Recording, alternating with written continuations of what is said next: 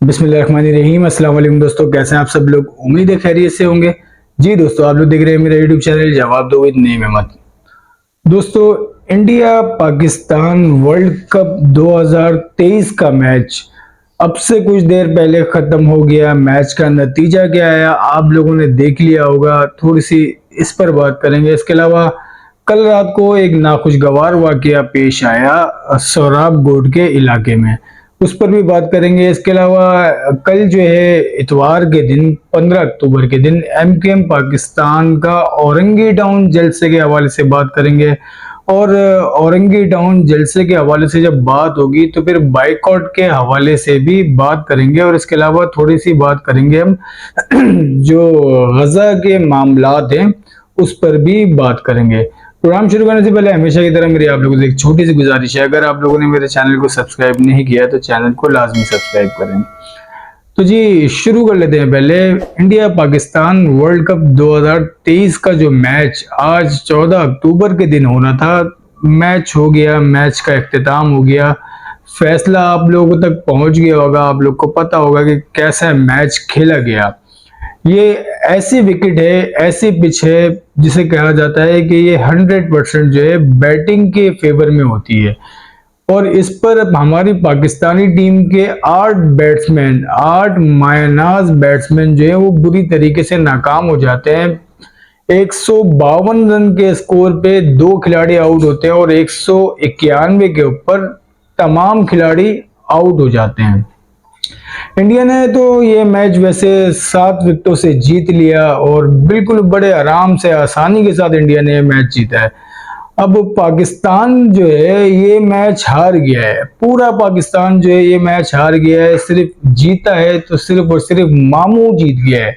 अब ये मामू कौन है जो जीत गया है, आप लोग कमेंट बॉक्स में मुझे लाजमी बताइएगा कि कौन है मामू जो जीत गया है। बाकी पूरा पाकिस्तान ये मैच हार गया है।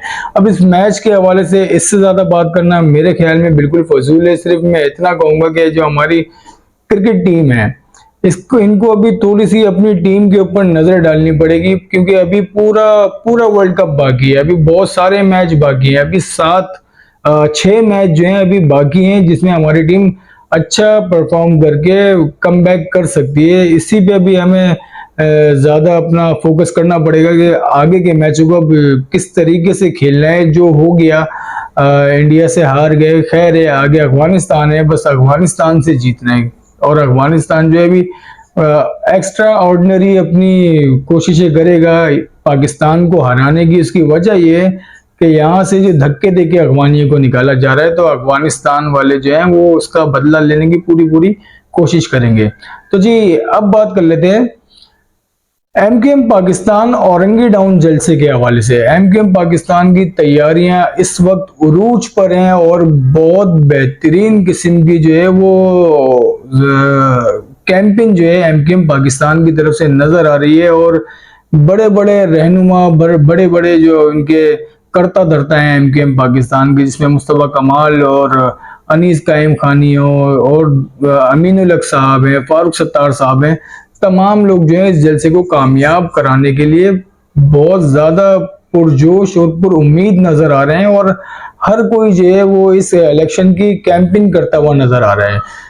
अब मैं आपको सिर्फ इतना बता देता हूं कि अब से कुछ देर पहले डॉक्टर खालिद मकबूल सिद्दीकी साहब ने एक बयान दिया अपना जो औरंगी टाउन जलसा है उसके हवाले से। उन्होंने कहा कि औरंगी टाउन के जो लोग हैं जिन्होंने 2 बार हिजरत की है वो इस जलसे में शरीक हो, इस जलसे को कामयाब बनाए और कराची को कराची के वारिसों के हवाले दें, हवाले करें। और जो कल का जलसा है 15 अक्टूबर को, इसमें इस जलसे में शिरकत करके तमाम तर साजिशों को नाकाम बनाए। ये एक वीडियो पैगाम जो है डॉक्टर खालिद मकबूल सिद्दीकी ने अब से कुछ देर पहले अपने जलसे को कामयाब बनाने के लिए, या यूं कह लें कि जलसे की इन्होंने कैंपेन की है ये। तो जी अब देखते हैं कि जलसा कामयाब होता है या नहीं होता है, क्योंकि इस जलसे के हवाले से जो बानी एमकेएम वाली, जो ओरिजिनल वाली एमकेएम है, उनकी तरफ से भरपूर तरीके से बाइकआउट की कैंपेन चलाई जा रही है। और एमकेएम के जो लंदन सेक्रेटेरिएट के जो लोग हैं वो सोशल मीडिया पे बहुत ज्यादा एक्टिव नजर आ रहे हैं, बहुत ज्यादा एक्टिव हैं। अब आप अभी देखें, जो मुस्तफ़ा कमाल साहब जब जब जब इनकी पीएसपी हुआ करती थी, उस टाइम पे जो इन्होंने अपने बयानात दिए थे एमकेएम पाकिस्तान के हवाले से, उसमें कहा था कि एमकेएम जो है वो अल्ताफ हुसैन की थी, एमकेएम अल्ताफ हुसैन की है और एमकेएम अल्ताफ हुसैन की रहेगी। ये बात जो है मुस्तफ़ा कमाल ने की थी। उसके अलावा फिर उन्होंने जो डॉक्टर खालिद मकबूल सिद्दीकी के ऊपर इल्जाम लगाए थे कि ये रॉ के एजेंट हैं और भी एमकेएम को दफन करने आए हैं, इस तरह की बातें जो मुस्तफ़ा कमाल ने पास्ट में की हैं, वो सारी वीडियोस जो हैं वो एमकेएम लंदन सेक्रेटेरिएट के जो लोग हैं इन सब वीडियोस को पोस्ट कर रहे हैं। और इसके अलावा एक जुमला बहुत ज्यादा कहा जा रहा है कि अमीनुल हक ने 5 सालों में औरंगी टाउन को क्या दिया।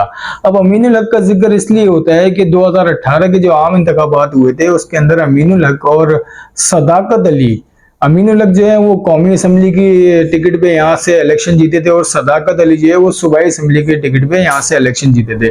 तो अमीनुल हक का नाम आ रहा है क्योंकि अमीनुल हक जो है वो वफाकी वजीर रहे, पूरे 5 साल उन्होंने वो वफाकी वजीर रहे।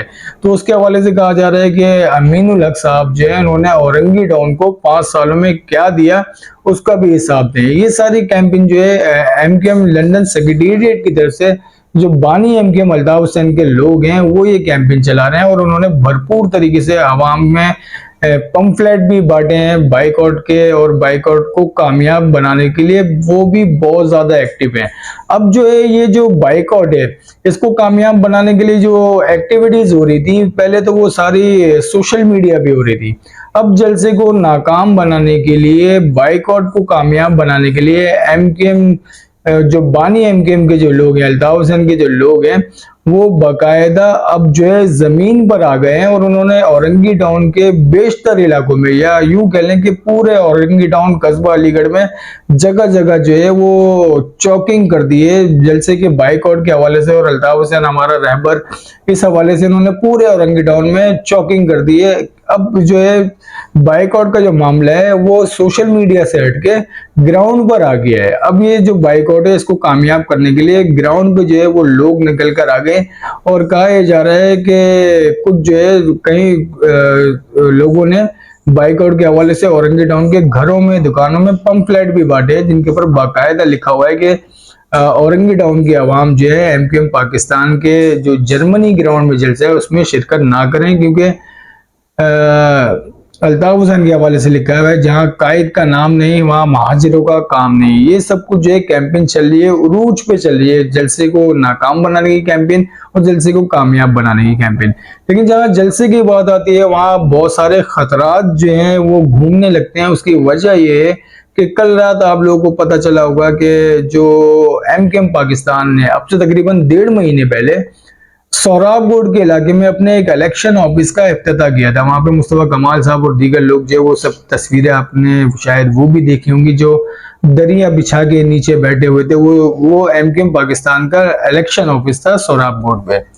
तो कल रात को उस इलेक्शन ऑफिस के पास जो है वो कुछ झगड़ा हुआ, वो झगड़ा जो है वो फिर हमले में कन्वर्ट हो गया। वहां पे बड़ी तादाद में फायरिंग हुई, गोलियां चली वहां पे और 4 से 5 लोग के जख्मी होने की इतलात आई और शदीद जख्मी होने की इतलात थी।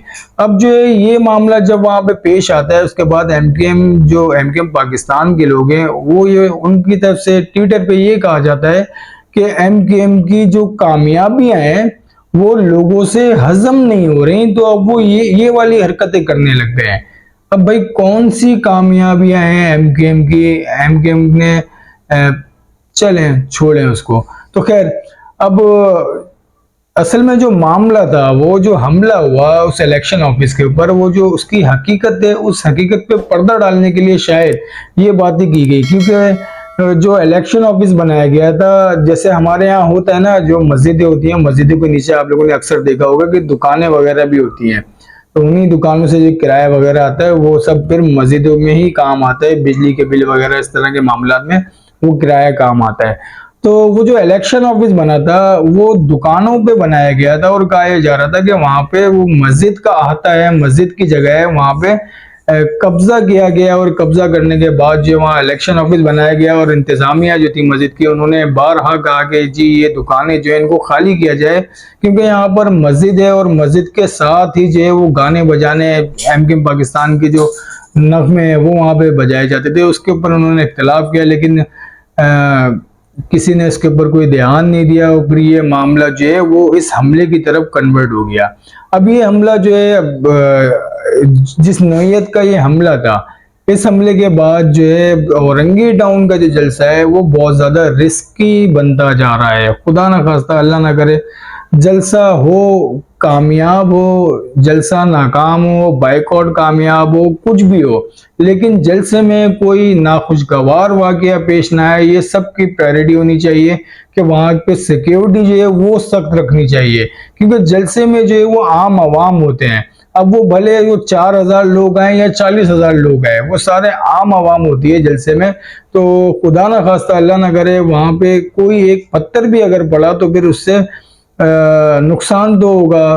तो इस चीज की ना वो श्योरिटी होनी चाहिए, सिक्योरिटी का सख्त इंतजाम होना चाहिए। जलसा जिस मकाम पे हो रहा है वो मकाम वहां से थोड़ा आगे जाके ना कुछ माजी में कुछ गलत लोग जो थे जिनका ताल्लुक टीटीपी से हुआ करता था, वो लोग भी बहुत बड़ी तादाद में वहां पे रिहाइश पजीर हुआ करते थे। तो जी अब इसके अलावा आप बात कर लेते हैं थोड़ी सी गजा पे। आप लोगों को पता होगा कि गजा के जो मामला चल रहे हैं, गजा में जिस तरीके से वीडियोस बहुत ज्यादा वायरल हो रही हैं, आप बस यूं समझ लें इसराइल ने तमाम हदें जो हैं वो पार कर दी है। और इसराइल ने जिस तरीके से गजा के ऊपर जुल्म ढाया है, जिस तरीके से वहां पे कयामतें बर्पा की हैं, उसकी कोई मिसाल तारीख में कभी नहीं मिलती। आप वीडियोस देखें जिस तरीके से वहां पे बच्चों को खास तौर पे टारगेट किया जा रहा है, बच्चों को शहीद किया जा रहा है, औरतों को शहीद किया जा रहा है। और अब तो नौबत यहां तक आ गई है कि इसराइली जो फोर्सेस हैं उन्होंने जो है वो अपनी आम आवाम के अंदर जो है वो असले की तकसीम कर दी है। आम आवाम को जो यहूदी हैं उनको असला दे दिया है और उनको बिल्कुल खुली इजाजत दे दी है कि आपको कहीं भी कोई भी मुसलमान नजर आए आप उसको उसी टाइम पे शूट कर दें। अब जहां आम आवाम के पास असला आ जाता है और फिर उनको अथॉरिटी आ जाती है और फिर प्लस वो यहूदी हो, तो आप सोच लें कि वो क्या कुछ कर सकता है। तो ऐसे ही हुआ जब इनके आम आवाम के हाथों में असला है, उनको पूरी अथॉरिटी मिली, उसके बाद जो है इन यहूदियों ने मुसलमानों को जहां देखा वहीं कत्ल करना, वहीं शहीद करना शुरू कर दिया। अब यहां पे मैं आपको एक बात और बताता चलूं, पहली बार ऐसा हो रहा है कि इसराइल इतना हावी हो गया है कि फलस्तीन के जो मुसलमान हैं उनको शिकस्त हो रही है। मुसलमान पहली बार फलस्तीन में हार रहे हैं, क्योंकि हार यहां से समझ में आती है मुसलमानों की कि मुसलमान जो है बड़ी तादाद में गजा को छोड़ के जो सेफ पॉइंट्स हैं, सेफ मकामात हैं, वहां पे उन्होंने जाना शुरू कर दिया है। और ये जो निहत्ते फलस्तीनी है जो ट्रकों में लोड होके जो बिल्कुल हिफाजती मकामात पे जहां जाना चाह रहे हैं, अब वो उन ट्रकों को रोक के मुसलमानों को जो उनमें भले औरतें उनमें बच्चे हों उनको ज़िबा किया जा रहा है ये यहूदियों की तरफ से। तो बस क्या कह सकते हैं, अब बस अल्लाह ताला कोई गैब से मदद कर दे फलस्तीनियों की, गजा वालों की, तो कुछ हो सकता है। वरना हमारे जो इस्लामी कंट्रीज हैं सारे बशमूल पाकिस्तान, इनकी तरफ से तो कोई ऐसा मतलब ऐसा कोई ना कोई रद्द अमल आ रहा है ना कोई मौक़िफ़ आ रहा है, ऐसा कोई ठोस इकदाम कोई नहीं कर रहा जिनसे फलस्तीनी आवाम जो है उनको थोड़ा सा एक आसरा हो गया यार हमारे जो मुस्लिम कंट्रीज हैं, हमारे मुसलमान भाई जो हमारे साथ हैं। अब तक ऐसा कुछ नहीं हो पा रहा। आप लोगों को मेरी वीडियो कैसी लगी अपना फीडबैक लाजमी दिएगा और हो सके तो मेरे यूट्यूब चैनल को लाजमी सब्सक्राइब करें। मुझे इजाजत दें, अल्लाह हाफिज।